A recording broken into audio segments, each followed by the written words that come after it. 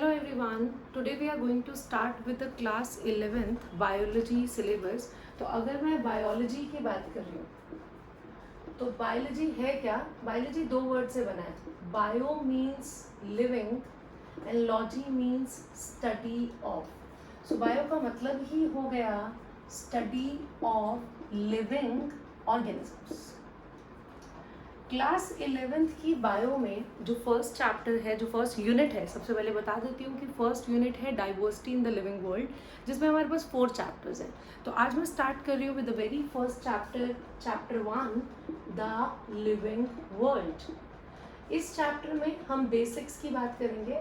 हम बात करेंगे इसमें कि क्लासिफिकेशन क्या होता है, ऑर्गेनिजम्स का क्लासिफिकेशन कैसे किया जाता है, क्लासिफिकेशन करने के स्टेप्स क्या हैं, ये सब हम बात करेंगे. तो सबसे पहले मैं आज स्टार्ट कर रही हूँ इस चैप्टर को. तो मैं बता देती हूँ कि first of all living beings को क्लासीफाई करने से पहले मैं आपको ये बताती हूँ कि अर्थ पे बहुत सारी डाइवर्सिटी है. अर्थ पे लिविंग बींग्स की पूरी रेंज है. चाहे मैं प्लांट्स की बात करूँ, एनिमल्स की बात करूँ, बर्ड्स की बात करूँ, इंसेक्ट्स की बात करूँ, वेराइटी ऑफ लिविंग क्रिएचर्स आपको अपने आसपास और दूर दूर तक देखने को मिल जाते हैं. तो अर्थ पे इतनी सारी डाइवर्सिटी है क्योंकि बायो में हमें इन्हीं लिविंग बींग्स को स्टडी करना है. तो इन लिविंग बींग्स को स्टडी करने के लिए बहुत ज़रूरी है कि हम लिविंग बींग्स का क्लासिफिकेशन करें, क्योंकि इतने सारे ऑर्गेनिजम्स हैं. कहाँ से स्टार्ट करेंगे इनको समझना, कहाँ से इनको पढ़ना शुरू करेंगे और कहाँ पे ख़त्म होगा. There are no boundaries. इतने लिविंग बींग्स हैं, तो इतने सारे लिविंग बींग्स को ऐसे ही स्टडी करना बहुत मुश्किल है. तो हम क्या करेंगे, इन लिविंग बींग्स को स्टडी करने के लिए इनका क्लासिफिकेशन करेंगे. तो हमें ये समझना है इस चैप्टर में कि क्लासिफिकेशन क्यों रिक्वायर्ड है, क्लासिफिकेशन कैसे किया जाता है. तो मैं स्टार्ट करूँगी कि हमें लिविंग बींग्स का क्लासिफिकेशन करना है. तो पहले हमें ये समझ में आना चाहिए कि लिविंग का मतलब क्या है. What do we mean by the term living. Living word का मतलब ही क्या होता है, क्योंकि पहले लिविंग के बारे में पता चलेगा कि लिविंग कौन कौन होता है, लिविंग किस बेसिस पर डिसाइड करते हैं हम कि कौन सा ऑर्गेनिज्म लिविंग है या कौन सी ऐसी एंटिटीज़ हैं जो नॉन लिविंग है. तो उसके बाद ही हम फर्दर पढ़ेंगे कि लिविंग बींग्स का क्लासिफिकेशन कैसे होता है.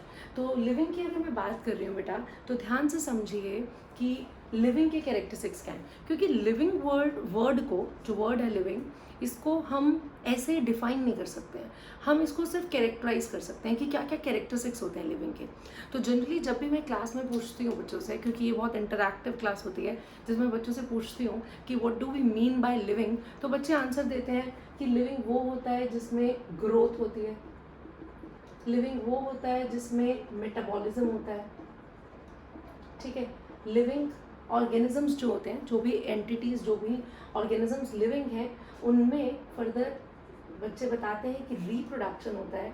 कुछ बच्चे ये भी बोलते हैं कि न्यूट्रिशन लिख दो मैम, रेस्पिरेशन लिख दो, डाइजेशन लिख दो, सर्कुलेशन, कंट्रोल एंड कोऑर्डिनेशन, बहुत सारी चीज़ें बताते हैं. लेकिन मैं आपको यहाँ बता देती हूँ, और कुछ बच्चे लोकोमोशन भी बोलते हैं. तो यहाँ पर ना मैं लोकोमोशन भी लिख रही हूँ. बच्चे रेस्पिरेशन भी बोलते हैं, ठीक है, उसके अलावा सर्कुलेशन बोलते हैं, ठीक है, न्यूट्रिशन बोलते हैं. तो जब बच्चों से पूछा जाता है कि लिविंग का मतलब क्या है, तो ये सारी चीज़ें वो बोलते हैं. ठीक है, उसके अलावा कुछ बच्चे बोलते हैं, और हम में से हम सबको पता है ये चीज़, कि ability to sense the environment, ability to sense and respond to stimuli, ये कैरेक्टरिस्टिक आएगा. ठीक है, तो अगर मैं इन कैरेक्टरिस्टिक्स की बात करूं तो एक एक करके मैं आपको एक्सप्लेन करने वाली हूं कि इनमें से कौन से कैरेक्टरिस्टिक्स लिविंग के होंगे और कौन से कैरेक्टरिस्टिक्स नहीं होंगे. Let me start with the first one. The first one is growth. Everyone, तो ये जो टर्म है बेटा ग्रोथ, ग्रोथ का मतलब क्या है, फोकस करेंगे बोर्ड पे कि ग्रोथ का मतलब क्या होता है. देखो, ग्रोथ का मतलब होता है इंक्रीज.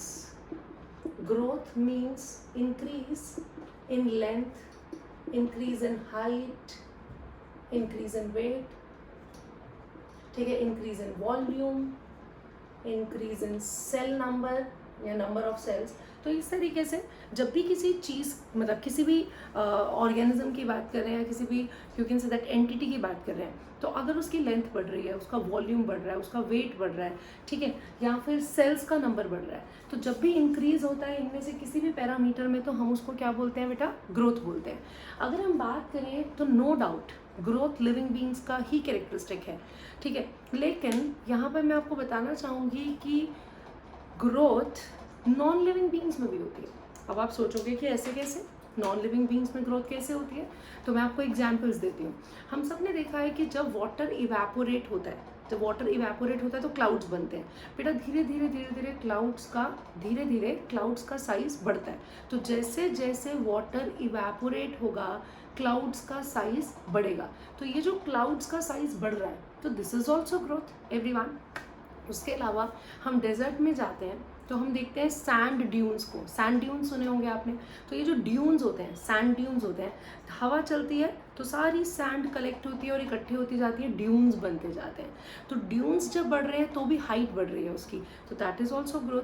माउंटेन्स पे भी धीरे धीरे मटीरियल अगर कलेक्ट होता जाता है तो माउंटेन्स की हाइट भी बढ़ती है, दैट इज ऑल्सो ग्रोथ। उसके अलावा और एग्जाम्पल दूँ मैं अगर आपको, तो जो बेलून है, आप एक छोटा सा बेलून लेते हैं, हवा भरते हैं तो बेलून का वॉल्यूम बढ़ जाता है, तो that is also growth because volume में इंक्रीज हो रहा है।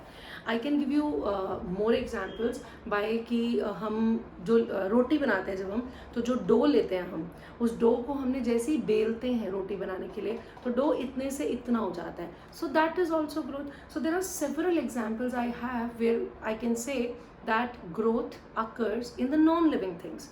ये सारे मैंने आपको एग्जाम्पल दिए, लेकिन नोटिस करिए जो लिविंग बींग्स की ग्रोथ है बेटा वो अलग है, और जो नॉन लिविंग बींग्स के मैंने एग्जाम्पल दिए उनकी ग्रोथ अलग है। कैसे, मैं समझाती हूँ। देखो हमारी बॉडी में जब ग्रोथ होती है, लिविंग बींग्स में जो ग्रोथ होती है वो इंक्रीज इन सेल नंबर से होती है। जैसे हमारी बॉडी में सेल्स मल्टीप्लाई करती हैं तो धीरे धीरे ग्रोथ होती है, हमारी हाइट बढ़ती है, हमारा वेट बढ़ता है। और आप देखें एक छोटे न्यूबॉर्न को, तो न्यूबॉर्न से धीरे धीरे जैसे एक न्यूबॉर्न बेबी जैसे जैसे बड़ा होता है तो उसका साइज बढ़ रहा है, उसकी हाइट भी बढ़ रही है, उसका वेट भी बढ़ रहा है और ग्रोथ हो रही है। और उस ग्रोथ में किसका रोल है बेटा? सेल डिवीजन का। एक प्लांट छोटा सा है, प्लांट बड़ा हो रहा है, तो वहाँ पर भी increase in number of cells है। कहने का मतलब ये है कि लिविंग बींग्स में जो ग्रोथ होती है, एवरीवन, लिविंग बींग्स में ग्रोथ किसकी वजह से है? सेल डिवीजन की वजह से। तो growth in living beings is due to cell division। तो हमारी जो ग्रोथ है वो सेल डिवीजन की वजह से। तो नॉन लिविंग बींग्स में जो मैंने आपको एग्जांपल्स दिए थे, अगर आप ध्यान से समझिए, वहाँ पे ग्रोथ सेल डिवीजन की वजह से नहीं है। नॉन लिविंग बींग्स में जो ग्रोथ है वो एक्सटर्नल फैक्टर्स की वजह से है, या फिर एक्यूमुलेशन ऑफ मटेरियल की वजह से है। जैसे let me give you example. अब देखो बारिश हो जाएगी, जब मतलब यू कैन से दैट जब वाटर इवेपोरेट हो रहा है तो क्लाउड का साइज बढ़ रहा है, तो वो फिजिकल चेंज है बेटा, ठीक है। पानी कलेक्ट हो रहा है, एक्यूमुलेट हो रहा है। उसके बाद अगर मैं एग्जांपल लूँ सैंड ड्यून्स का, तो हवा चल रही है, धीरे धीरे सैंड कलेक्ट हो रही है, तो ग्रोथ है बेटा। उसके अलावा बेलून में हमने हवा भरी तो वो बड़ा हो रहा है, ठीक है। तो ये सारे एग्जाम्पल्स जो मैं आपको दे रही हूँ, या फिर माउंटेन्स की हाइट बढ़ रही है, ये सब किसकी वजह से? एक्यूमुलेशन की वजह से। It's a physical change. लेकिन लिविंग बींग्स की ग्रोथ किसकी वजह से है बेटा? सेल डिवीजन की वजह से। सेकेंड इंपॉर्टेंट पॉइंट ये आएगा कि लिविंग बींग्स की ग्रोथ इररिवर्सिबल होती है। Growth in living beings is irreversible. हमारी ग्रोथ क्या है बेटा? इररिवर्सिबल है। खुद सोचिए, आप पहले छोटे, जब आपका बर्थ हुआ था, you were a new born, फिर आप इन्फेंट में डेवलप हो गए, फिर आप एक चाइल्ड में डेवलप हो गए, ठीक है, चाइल्डहुड निकल गया, फिर आप एडोलेसेंट हो अभी। तो अब देखिए, अब आप कितने छोटे से थे जब आप पैदा हुए थे, अब आप इतने बड़े हो गए। क्या हम वापस छोटे हो सकते हैं? क्या एक एडोलेसेंट या एडल्ट वापस एक न्यूबॉर्न में, मतलब उसका साइज छोटा हो सकता है? नहीं हो सकता। प्लांट भी वापस, प्लांट्स में तो ऐसा होता है लीव्स वगैरह गिर जाती हैं, वो अलग चीज़ है, बट एक ट्री की भी height as such you can say that, अगर लीव्स वगैरह ना गिरे, स्टेम वगैरह का फॉल ना हो, तो ट्री की, एनिमल की, लिविंग बींग्स की हाइट वेट में डिक्रीज नहीं होता। आई मीन टू से हम सबकी जो ग्रोथ है, क्योंकि एक एडल्ट ऑर्गेनिज्म वापस एक इन्फेंट में, एक छोटे बच्चे में कन्वर्ट नहीं हो सकता, तो मैं ये कहने की कोशिश कर रही हूँ कि हमारी ग्रोथ इरिवर्सिबल है। But on the other hand जो नॉन लिविंग बींग्स है बेटा, उनकी ग्रोथ क्या होती है? रिवर्सिबल होती है। फॉर एग्जाम्पल, क्लाउड्स में जब बारिश हो जाती है तो क्लाउड खत्म, ठीक है, रिवर्सिबल हो गया। ठीक है, मतलब क्लाउड पहले बने थे, बारिश होने के बाद गायब। बेलून से हवा निकाल देंगे, बेलून वापस छोटा हो जाएगा। उसके अलावा और एग्जाम्पल दिया था मैंने सैंड ड्यून्स का, हवा चलेगी फिर से सैंड अलग हो जाएगी तो ड्यून खत्म, हाइट फिर से कम हो जाएगी। माउंटेन में से भी कुछ कुछ गिरता रहता है तो माउंटेन की हाइट भी कम होती है, मतलब कि वो भी रिवर्सिबल है। और उसके अलावा जब आप रोटी बनाते हैं डो से, पेड़ा लेते हैं आप, उसको बेलते हैं तो वो बड़ा हो जाता है, फिर वापस इकट्ठा करके उसको छोटा किया जा सकता है, मतलब उसका वॉल्यूम, उसका सरफेस एरिया कम किया जा सकता है। So what I am trying to say, इस पूरी डिस्कशन से ये प्रूव हो जाता है कि ग्रोथ, नो डाउट ग्रोथ हमें कुछ नॉन लिविंग बींग्स में भी देखने को मिलता है। ग्रोथ सिर्फ लिविंग बींग्स का कैरेक्टरिस्टिक नहीं है, लेकिन जो लिविंग बींग्स की ग्रोथ होती है, पहली बात वो सेल डिवीजन की वजह से होती है, it is due to cell division. और दूसरा, लिविंग बींग्स की ग्रोथ क्या है बेटा, इरिवर्सिबल है। तो इसी से कंक्लूड हो जाता है हमारा very first point, growth everyone. अब मैं आगे चलूंगी, नेक्स्ट मैं आपको बता रही हूँ बच्चे कि मैंने बताया था ना कुछ बच्चे बोलते हैं लोकोमोशन, कि लोकोमोशन लिविंग बींग्स का कैरेक्टरिस्टिक है। जब मैंने क्लास ली थी तो अभी 11th की, तो 11th क्लास के बच्चों ने भी काफ़ियों ने बोला कि मैम लोकोमोशन होगा, कि लिविंग बींग्स लोकोमोशन कर सकते हैं, नॉन लिविंग बींग्स लोकोमोशन नहीं कर सकते हैं। बट बेटा ऐसा भी नहीं है, यहाँ पर मैं आपको इसको जस्टिफाई करती हूँ। देखो, पहली बात ये समझिए that there is a term locomotion and there is a term everyone जिसको हम बोलते हैं मूवमेंट। तो पहले तो लोकोमोशन और मूवमेंट में डिफरेंस समझिए। सबसे पहले लोकोमोशन और मूवमेंट में डिफरेंस समझते हैं। मूवमेंट होता है कि मैं यहीं खड़ी हूँ, I am moving my hands, I am moving my leg, या फिर मैं अपना पोस्चर चेंज कर रही हूँ एक ही जगह पर, तो ये तो मूवमेंट है। लेकिन जब मैं अपने पैरों की मूवमेंट से एक जगह से दूसरी जगह जाती हूँ तो उसको हम क्या बोलते हैं, लोकोमोशन। मतलब locomotion is a kind of movement that involves change in place। तो अगर किसी भी तरह की मूवमेंट में चेंज इन प्लेस होता है तो हम उसको क्या बोलते हैं, लोकोमोशन। तो पहली बात तो लोकोमोशन अलग है, उसमें चेंज ऑफ प्लेस होता है, मूवमेंट में चेंज ऑफ प्लेस नहीं होता है, ठीक है। तो अब अगर मैं बात करूं कि लोकोमोशन लिविंग बींग्स का कैरेक्टरिस्टिक है या नहीं, तो मेरा आंसर होगा नहीं, लोकोमोशन लिविंग बींग्स का कैरेक्टरिस्टिक नहीं है। क्योंकि कितने तो लिविंग बींग्स हैं जो लोकोमोशन करते ही नहीं है, ठीक है। मेजॉरिटी ऑफ प्लांट्स एक ही जगह पर रहते हैं बेटा। आपने देखा है प्लांट्स स्टेशनरी हैं, they are still at a place. आप जहाँ अपने घर में एक पौधे को लगाते हो वो अपनी जगह चेंज नहीं करता है, so means plants locomotion show नहीं करते हैं, पहली चीज़ ये। तो सारे लिविंग बींग्स लोकोमोशन शो नहीं करते। ऑन द अदर हैंड, अगर आप अपने आसपास की दुनिया में देखें तो बहुत सारे नॉन लिविंग ऑब्जेक्ट्स में लोकोमोशन है। फॉर एग्जाम्पल, मेरे रूम में यहीं पर फैन चल रहा है। अब इस फैन के जो विंग्स हैं वो कॉन्स्टेंटली घूम रहे हैं। जब वो घूम रहे हैं तो उसके विंग्स एक जगह से दूसरी जगह पर जा रहे हैं, मतलब लोकोमोशन है, चेंज ऑफ प्लेस है, बट फैन तो नॉन लिविंग है। उसके अलावा और एग्जाम्पल्स देती हूँ मैं आपको। रिमोट वाली कार या नॉर्मल चाबी भरते हैं कार में, कार चलती है, तो कार भी तो एक जगह से दूसरी जगह जा रही है, toy car, that is also showing locomotion. और इनफैक्ट जिस कार में हम घूमते हैं, जिन स्कूटर्स पे या कार्स पे या फिर ट्रेन्स और हेलीकॉप्टर्स या जो भी हमारे ये एयरवेज हैं, इनमें भी हम एक जगह से दूसरी जगह जाते हैं। तो बेटा ये helicopter, train, car, scooter, they are all non living although they show locomotion. So locomotion is not a criteria. I am removing locomotion from here. ठीक है बच्चे। अब बात कर रही हूँ कि काफ़ी बच्चे रिस्पॉन्स देते हैं क्योंकि क्लास 10th में पढ़ा होता है लाइफ प्रोसेसेस, तो बच्चों को लगता है कि लिविंग बींग्स में ये प्रोसेसेस होते हैं, तो ऑब्वियसली ये लिविंग का कैरेक्टरिस्टिक होगा। तो मैं आपको बताती हूँ कि येस, न्यूट्रिशन, डाइजेशन एक ही बात है, उसके अलावा सर्कुलेशन, रेस्पिरेशन, नो डाउट ये सारी प्रोसेसेस लिविंग बींग्स में होती हैं। लेकिन इन सारी प्रोसेसेस को मैं अलग अलग नहीं लिखूँगी। एक्चुअली ध्यान से देखेंगे, मैं यहाँ बता देती हूँ आपको कि अगर मैं बात कर रही हूँ न्यूट्रिशन की या फिर डाइजेशन की, तो डाइजेशन कैसे लिविंग बींग्स में, मतलब लिविंग बींग का कैरेक्टरिस्टिक होगा डाइजेशन या नहीं होगा, इसकी बात करते हैं। देखो डाइजेशन में क्या होता है एवरीवन, डाइजेशन की प्रोसेस में मान लीजिए आपने आज लंच में यू कैन से दैट आपने राइस खाए या फिर आपने चपाती खाई या फिर आपने पोटैटो खाया। अब राइस, पोटैटो या फिर चपाती कार्बोहाइड्रेट का सोर्स है बेटा, it is the source of carbohydrate everyone. अब ये जो कार्बोहाइड्रेट है जब ये आपकी बॉडी में जाता है तो ये डाइजेशन हो जाता है इसका, ये डाइजेस्ट हो जाता है और कन्वर्ट हो जाता है किसमें, ग्लूकोज में। सबको पता है कि कार्बोहाइड्रेट के डाइजेशन से क्या मिलेगा बेटा, ग्लूकोज मिलेगा। मिल गया ग्लूकोज एवरीवन ना। अब ये ग्लूकोज आपकी बॉडी आगे चल के क्या करती है, यूटिलाइज करती है।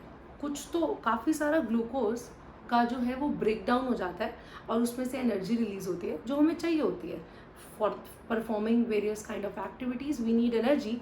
तो बहुत सारे ग्लूकोज का तो ब्रेक डाउन हो जाता है, लेकिन बाकी जो बच जाता है ग्लूकोज, आपकी बॉडी उसको स्टोर करती है in the form of glycogen. So ध्यान से समझिए, डाइजेशन में क्या हो रहा है, कार्बोहाइड्रेट से पहले ग्लूकोज आ रहा है, फिर ग्लूकोज से ग्लाइकोजन आ रहा है। मतलब कि डाइजेशन में क्या हो रहे हैं, केमिकल रिएक्शंस, राइट। जैसे यहाँ पर कॉम्प्लेक्स से सिंपल में कन्वर्ट हो रहा है, फिर जो बच गया ग्लूकोज वो ग्लाइकोजन जो कि कॉम्प्लेक्स है उसमें कन्वर्ट हो रहा है। फिर बात करते हैं बेटा रेस्पिरेशन की। अगर मैं रेस्पिरेशन डिस्कस कर रही हूँ एवरीवन, तो रेस्पिरेशन की प्रोसेस में क्या होता है बच्चे, रेस्पिरेशन की प्रोसेस में एवरीवन ध्यान से समझेंगे, हम जब ऑक्सीजन रिच एयर को इनहेल करते हैं, ठीक है, मान लीजिए अगर मैं ऑक्सीजन रिच एयर इसलिए बोल रही हूँ क्योंकि हम सिर्फ ऑक्सीजन इनहेल नहीं करते, हम तो एयर इनहेल करते हैं जिसमें ऑक्सीजन ज़्यादा होती है। तो ये जो ऑक्सीजन रिच एयर आप इनहेल कर रहे हो, ये कंबाइन करती है हीमोग्लोबिन से। क्या बना लेती है बेटा, ऑक्सी हीमोग्लोबिन। फिर ये ऑक्सी हीमोग्लोबिन एवरीवन, फिर ये ऑक्सी हीमोग्लोबिन का ब्रेकडाउन हो जाता है और ये कन्वर्ट हो जाती है ऑक्सीजन एंड हीमोग्लोबिन में। देख रहे हैं सब लोग। तो पहले ऑक्सीजन और हीमोग्लोबिन ने कंबाइन करा, ऑक्सी हीमोग्लोबिन बनाया, फिर ऑक्सी हीमोग्लोबिन का जाके ब्रेकडाउन हो गया। तो यहाँ पर भी रेस्पिरेशन में भी मुझे क्या दिख रहे हैं, केमिकल रिएक्शंस। मैं यहाँ पर ये कहने की कोशिश कर रही हूँ कि लिविंग बीइंग के कैरेक्टरिस्टिक्स में मैं न्यूट्रिशन या फिर डाइजेशन या फिर रेस्पिरेशन अलग अलग नहीं लिखूंगी। इनफैक्ट इन सारी प्रोसेसेस में बहुत सारे केमिकल रिएक्शंस इन्वॉल्व होते हैं। तो rather than writing these, I will write कि लिविंग बीइंग्स में कौन सा प्रोसेस होता है, कौन सा कैरेक्टरिस्टिक है लिविंग बीइंग का, मेटाबॉलिज्म। एवरीवन बहुत ध्यान से देखेंगे, क्या बोल रही हूँ मैं इसको, मेटाबॉलिज्म। दिख रहा है सबको। तो अगर मैं बात कर रही हूँ मेटाबॉलिज्म की, तो मेटाबॉलिज्म क्या होता है, it is the sum total of all the chemical reactions in a living system. एक लिविंग सिस्टम में या फिर एक लिविंग ऑर्गेनिज्म में जितने भी केमिकल रिएक्शंस होते हैं उसके सम को क्या बोलते हैं, मेटाबॉलिज्म। यहाँ बहुत ध्यान से समझेंगे कि मेटाबॉलिज्म के दो पार्ट्स हैं, एक है कैटाबॉलिज्म और एक है एनाबॉलिज्म। एवरीवन, कैटाबॉलिज्म की अगर मैं बात करूं तो कैटाबॉलिज्म का मतलब है ब्रेकडाउन। एवरीवन, कैटाबॉलिज्म का मतलब क्या है, ब्रेकडाउन, और एनाबॉलिज्म का मतलब होता है सिंथेसिस।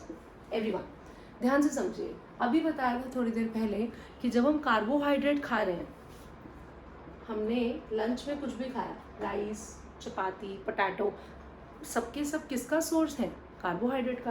तो ये कार्बोहाइड्रेट जब बॉडी में डाइजेस्ट होगा क्या बनाएगा बेटा, ग्लूकोज। इसी तरीके से जब हम प्रोटीन लेते हैं अपनी डाइट में, तो वो प्रोटीन हमारी बॉडी में जाकर कन्वर्ट हो रहा है किसमें, अमीनो एसिड में। तो ये जो रिएक्शंस हैं जिसमें कॉम्प्लेक्स कंपाउंड्स सिंपल में कन्वर्ट होते हैं, उसको हम क्या बोलते हैं बेटा, कैटाबॉलिज्म। दिख रहा है सबको everyone, we can say this, हम देख पा रहे हैं इसको एवरीवन। तो ध्यान से देखिए कि जब हमने लंच में कार्बोहाइड्रेट खाया वो ग्लूकोज में कन्वर्ट हो रहा है, प्रोटीन अमीनो एसिड में कन्वर्ट हो रहा है, क्या बोल रहे हैं हम इसको, कैटाबॉलिज्म।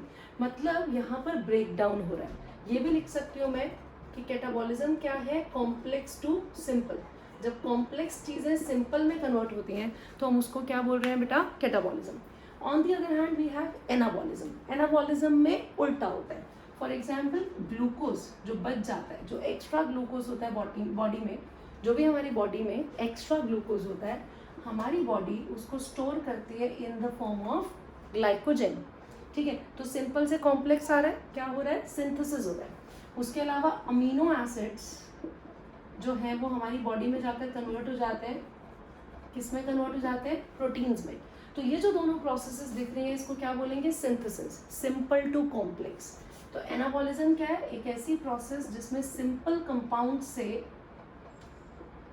सिंपल मटेरियल से क्या बन रहे हैं, कॉम्प्लेक्स मटेरियल बन रहा है या कॉम्प्लेक्स कंपाउंड्स बन रहे हैं। सो यहाँ पर फोकस करिए ध्यान से कि मेटाबॉलिज्म में दोनों चीज़ें आएंगी। मेटाबॉलिज्म में एक चीज़ आ रही है क्या, कैटाबॉलिज्म। कैटाबॉलिज्म जिसमें ब्रेक डाउन होता है, और दूसरी चीज़ क्या आ रही है, एनाबॉलिज्म जिसमें सिंथेसिस होता है। तो मेटाबॉलिज्म में दोनों ही चीज़ें आएंगी। It is actually equal to catabolism plus anabolism. तो हमारी बॉडी में या तो जो भी हमारी बॉडी में आई कैन से बायो मॉलिक्यूल्स होते हैं, लिविंग मॉलिक्यूल्स होते हैं, उनका या तो ब्रेक डाउन होता है कॉम्प्लेक्स से सिंपल में, जिसको आप कैटाबॉलिज्म बोलते हो, या फिर सिंपल टू कॉम्प्लेक्स में कन्वर्ट होते हैं, हम जिसको क्या बोलते हैं बेटा, एनाबॉलिज्म। सो मेटाबॉलिज्म को मैं लिखूंगी लिविंग बीइंग के कैरेक्टरिस्टिक्स में, एवरीवन। तो ये आ गया सेकंड कैरेक्टरिस्टिक्स मेटाबॉलिज्म। तो हमने यहाँ पर न्यूट्रिशन डाइजेशन नहीं लिखा, हमने यहाँ रेस्पिरेशन या सर्कुलेशन नहीं लिखा, या फिर हमने यहाँ पर एक्सक्रीशन भी नहीं लिखा, जो कि सारी लिविंग बीइंग्स में प्रोसेसेस होती हैं। रादर देन दैट, क्योंकि इन सारी लिविंग प्रोसेसेस में केमिकल रिएक्शंस होते हैं, और इन सारे केमिकल रिएक्शंस के सम को हम क्या बोलते हैं, मेटाबॉलिज्म। तो आई विल राइट मेटाबॉलिज्म। तो अभी तक हमें दो कैरेक्टरिस्टिक्स बहुत अच्छे से समझ में आ गए, one is growth and the other is metabolism. Hope so यहाँ तक क्लियर है। अब मैं आगे चल रही हूँ बच्चे। नेक्स्ट मैं आपको समझाने वाली हूँ रिप्रोडक्शन। अगर मैं बात कर रही हूँ रिप्रोडक्शन की, तो यस, लिविंग बीइंग्स का एक बहुत इंपॉर्टेंट क्राइटेरिया है बेटा रिप्रोडक्शन, क्योंकि only living beings can reproduce. आज तक हमने नहीं देखा कि कोई नॉन लिविंग बीइंग क्या कर रहा हो, रिप्रोड्यूस कर रहा हो। तो सिर्फ लिविंग बीइंग्स रिप्रोड्यूस करते हैं। लिविंग बीइंग्स अलग अलग तरीके से रिप्रोड्यूस करते हैं। कुछ लिविंग बीइंग्स रिप्रोड्यूस करते हैं एसेक्सुअली, कुछ सेक्सुअली रिप्रोड्यूस करते हैं। तो दो तरह का रिप्रोडक्शन है, एसेक्सुअल एंड सेक्सुअल रिप्रोडक्शन। एक तो हमें ये पता होना चाहिए कि there is asexual reproduction and there is sexual reproduction.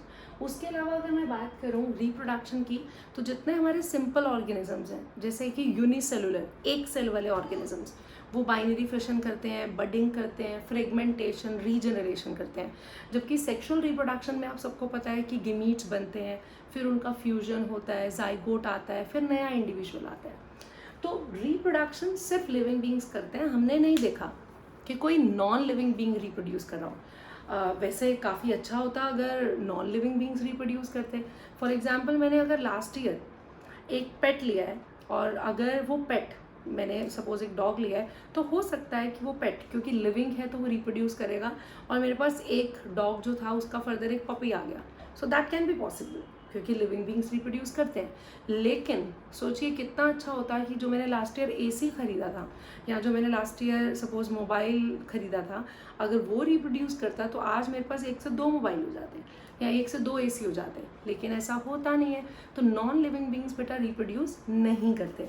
So no doubt reproduction is a criteria, it is a characteristic of only living beings. लेकिन यहाँ पे कुछ एक्सेप्शंस हैं। एक्सेप्शन है जैसे कि हम सब ने सुना है वर्कर हनी बीज के बारे में, ध्यान से समझेंगे। ये जो वर्कर हनी बीज हैं, इनकी अगर मैं बात करूँ, हम सबको पता होना चाहिए जो हनी बी का बी हाइव होता है ना बेटा, उस बी हाइव में एक तो होती है क्वीन बी, एक होती है वर्कर बीज, और बाकी होते हैं मेल्स जिनको ड्रोन्स बोलते हैं। अब एक ही क्वीन बी होती है जो रिप्रोड्यूस करती है, और मेल तो सारे रिप्रोड्यूस कर सकते हैं। लेकिन जो बाकी फीमेल बीज होती हैं जिनको मैं वर्कर बीज बोल रही हूँ बेटा, ये वर्कर बीज स्टेराइल होती हैं। ध्यान से समझेंगे, वर्कर बीज क्या होती हैं, स्टेराइल होती हैं। बेटा स्टेराइल वर्ड का मीनिंग ही होता है नॉट एबल टू रिप्रोड्यूस। तो अब वर्कर बीज तो रिप्रोड्यूस करती नहीं है, तो क्या मैं इन वर्कर बीज को नॉन लिविंग बोल सकती हूँ? नहीं, ये लिविंग है। ध्यान से समझिए, नॉट ओनली वर्कर हनी बीज, let me talk about mule. Mule सुना आप सबने? म्यूल को हिंदी में खच्चर कहते हैं। अगर आप किसी हिल स्टेशन पे गए हो तो सामान को लाने के लिए, ले जाने के लिए जनरली म्यूल्स का यूज़ होता है, म्यूल को यूज़ करते हैं। ये जो म्यूल है ना, इसको हमने फीमेल हॉर्स और मेल डंकी से बनाया, आर्टिफिशियली हमने म्यूल को प्रोड्यूस किया। अब ध्यान से समझेंगे कि ये जो म्यूल है ये भी स्टेराइल है, it is not able to reproduce. Not only these two organisms, हमारे आसपास कुछ ऐसे ह्यूमन कपल्स भी हैं जिनके बेबीज नहीं हैं। मतलब वो जो ह्यूमन कपल्स हैं वो क्या है बेटा, infertile. So we have certain infertile human couples around us which are not able to reproduce. तो क्या मैं इन वर्कर हनी बीज, म्यूल या इनफर्टाइल ह्यूमन कपल्स को नॉन लिविंग कह सकती हूँ क्योंकि वो रिप्रोड्यूस नहीं करते हैं? नहीं, ये है लिविंग बींग्स बट ये रिप्रोड्यूस नहीं करते। So there could be exceptions. So no doubt reproduction is a characteristic of living beings, but certain organisms are not able to reproduce. ये 3 क्लियर है बच्चे? सो ग्रोथ हो गया, मेटाबॉलिज्म हो गया, रिप्रोडक्शन। अब मैं फोर्थ पे चल रही हूँ। फोर्थ क्या है बेटा? Ability to sense and respond to the environment. ध्यान से समझेंगे। सबसे पहले मैं यहाँ लिखती हूँ एबिलिटी टू सेंस, ये फोर्थ आएगा बेटा। Ability to sense the environment, इसको ability to sense the environment को मैं कॉन्शियसनेस भी बोल सकती हूँ। समझा रही हूँ मैं आपको यहाँ पर ability to sense the environment का मतलब क्या है, ध्यान से समझेंगे। देखो, सिर्फ लिविंग बींग्स अवेयर होते हैं अपने आसपास के बारे में, मतलब हमें पता होता है लिविंग बींग्स को कि आसपास क्या हो रहा है। जैसे जिस रूम में मैं हूँ यहाँ पर लाइट है, तो I can sense the light. इस रूम में अगर सपोज एसी नहीं चल रहा है, फैन नहीं चल रहा है, तो गर्मी, टेम्परेचर को मैं फील कर सकती हूँ। लेकिन इस रूम में ये जो बोर्ड है, ये वॉल है, टेबल है, चेयर है, ये सब चीज़ें फील नहीं कर सकते टेम्परेचर को, लाइट को या अदर फैक्टर्स को। तो कहने का मतलब ये है कि सिर्फ लिविंग बींग्स जो है, only the living beings have the ability to sense the environment. ठीक है, तो एग्जाम्पल्स देती हूँ मैं इसके आपको काफ़ी सारे। For example let me talk about plants. बेटा प्लांट्स में आप सबको पता है ये जो सीड होता है ना, जो सीड है, सीड के 2 पार्ट्स होते हैं। एक होता है रेडिकल और ये ऊपर वाला होता है प्लूम्यूल। एवरीवन, ऊपर वाले पार्ट को मैंने क्या बोला है? प्लूम्यूल, और नीचे वाले को क्या बोला है? रेडिकल। आप सबको पता होना चाहिए कि रेडिकल आगे चल के क्या बनाता है? Root system. ठीक है, ये रूट सिस्टम बनाता है, तो ये नीचे की तरफ ग्रो करता है। तो रेडिकल नीचे की तरफ ग्रो करके रूट बनाएगा, ग्रेविटी की तरफ ग्रो कर रहा है ये, इसको बोलते हैं जियोट्रोपिज्म। एवरीवन, जो प्लूम्यूल है वो ग्रो करके स्टेम बनाएगा। प्लूम्यूल से क्या आएगी बेटा? स्टेम आएगी। स्टेम लाइट की तरफ ग्रो करती है, तो हम इसको बोलते हैं फोटोट्रोपिज्म। सो अगर आप ध्यान से समझें तो ये जो प्लूम्यूल है ये लाइट को सेंस कर सकता है, रेडिकल ग्रेविटी को सेंस कर सकता है। Means living beings can sense the environment. और एग्जाम्पल दूँ तो मैं आपको सनफ्लावर का एग्जाम्पल दूंगी।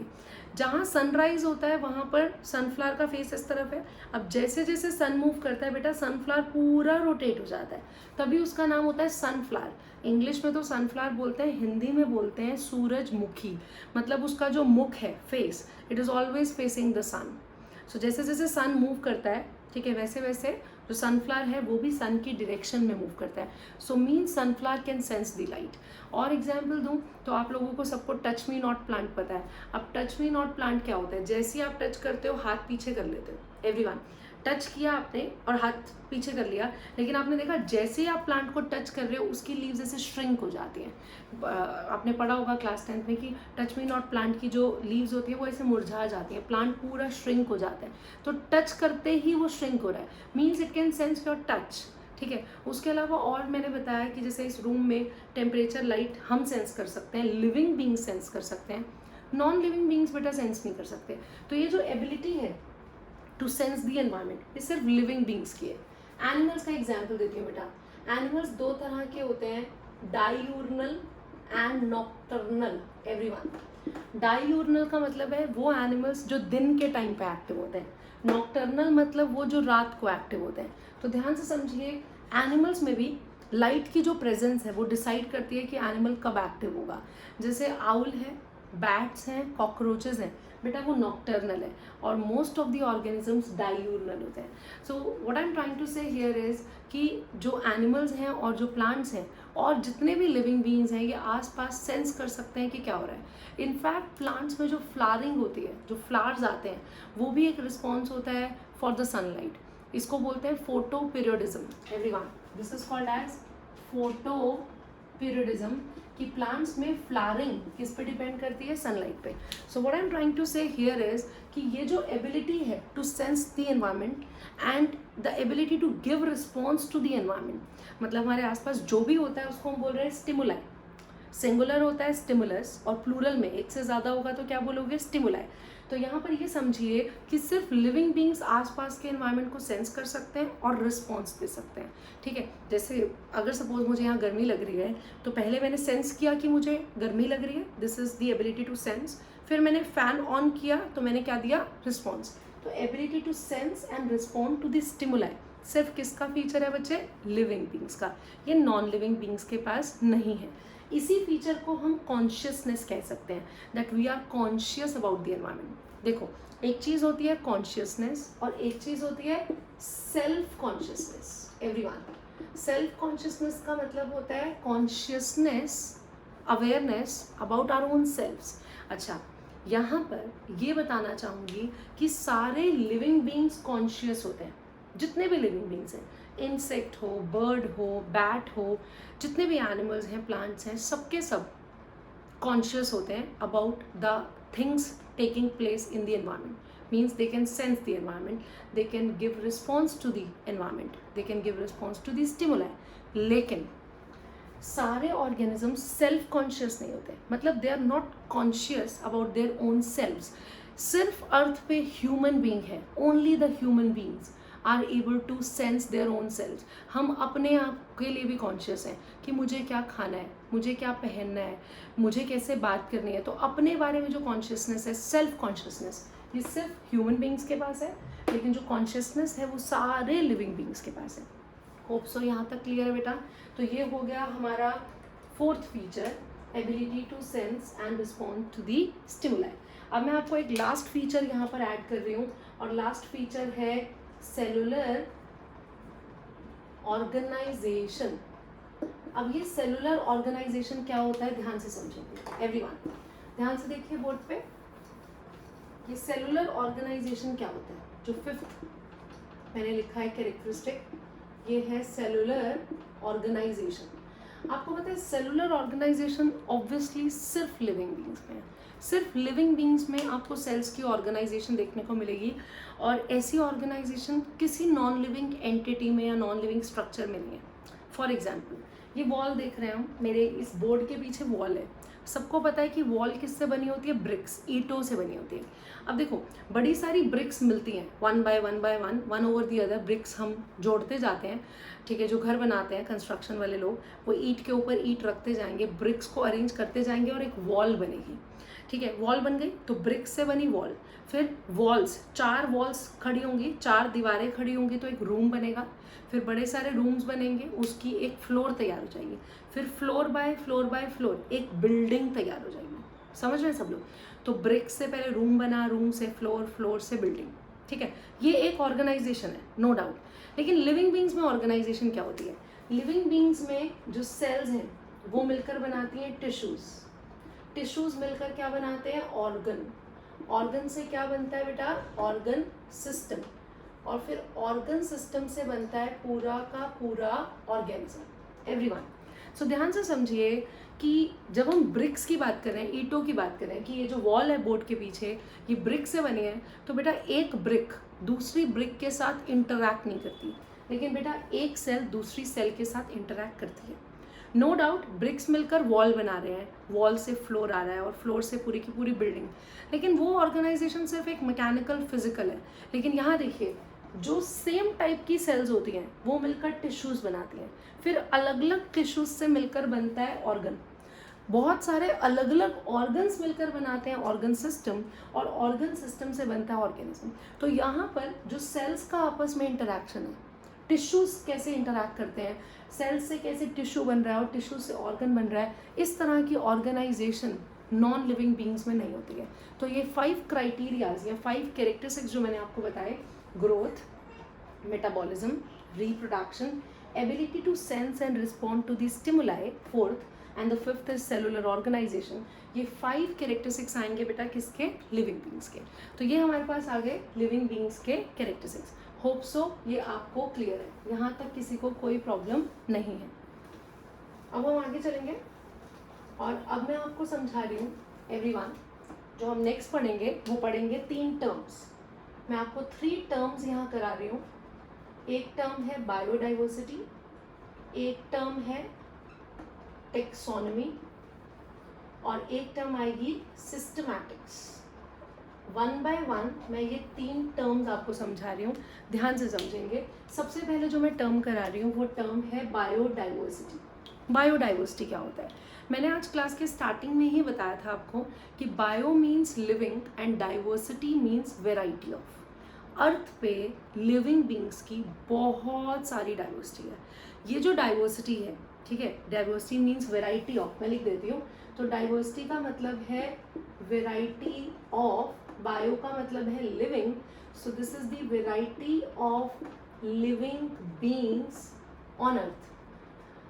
तो अर्थ पे इतनी सारी डाइवर्सिटी है और हमें अपने इस सब्जेक्ट में बायो में हमें पढ़ना है इन लिविंग बीइंग्स को, हमें समझना है इस डाइवर्सिटी को।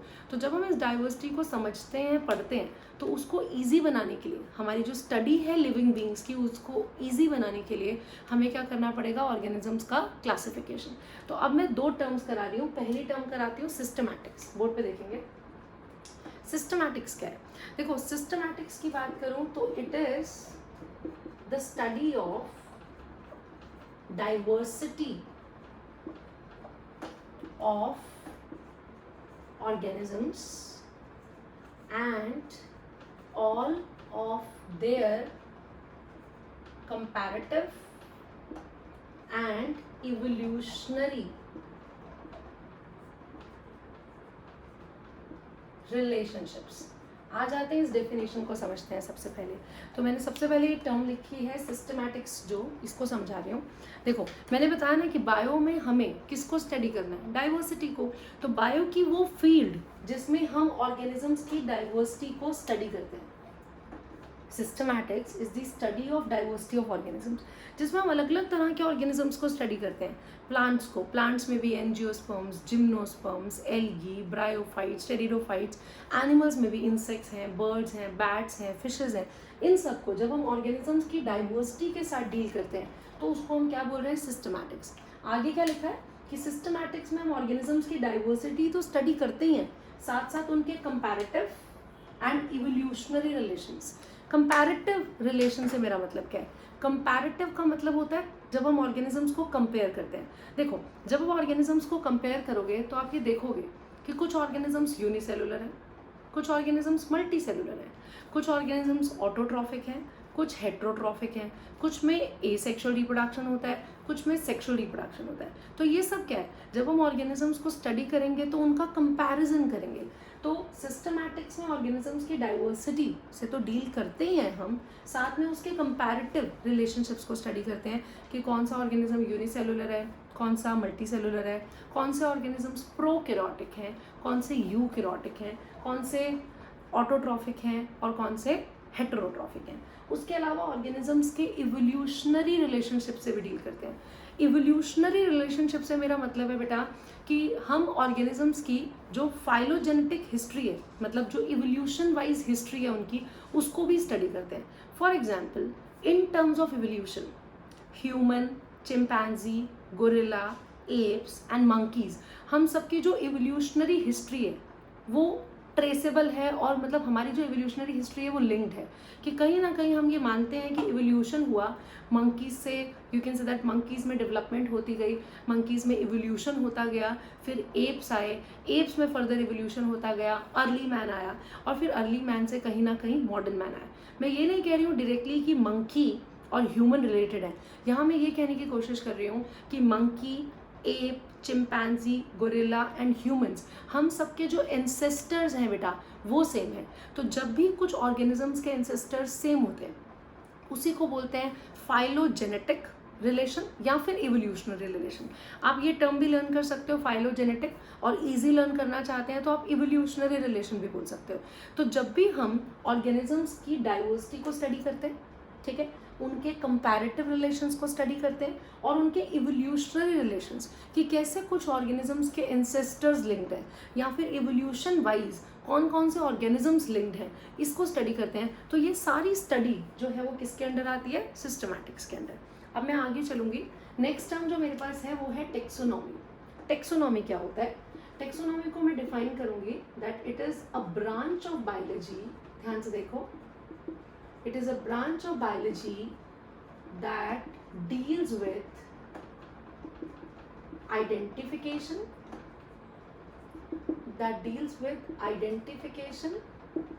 classification